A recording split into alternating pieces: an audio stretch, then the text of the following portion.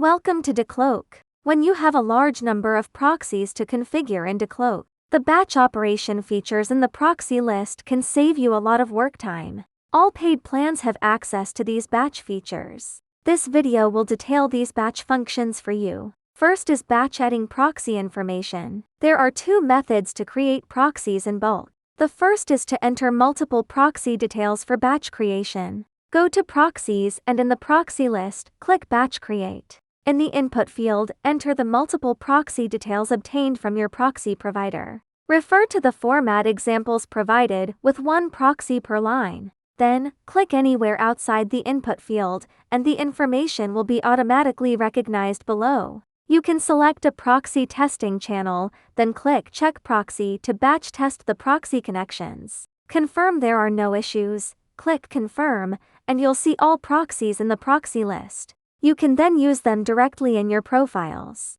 The second method is to batch import proxy information using a spreadsheet. Select Batch Import, and first download the import template. Fill in the proxy information in the template. Then upload the spreadsheet, and you will see them in the proxy list. Next, let's see how to batch update proxy information. First, select the proxies you want to update and click Batch Export. Modify the proxy information in the exported spreadsheet. Then return to the software, click Batch Update, upload the modified spreadsheet, and the proxy list will update.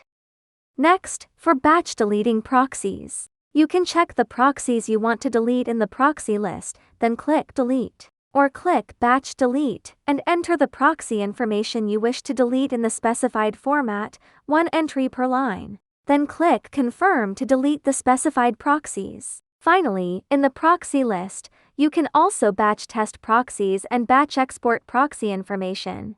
That concludes the introduction to all batch features in the proxy list. If you have more questions, please contact DICloak technical support for further assistance.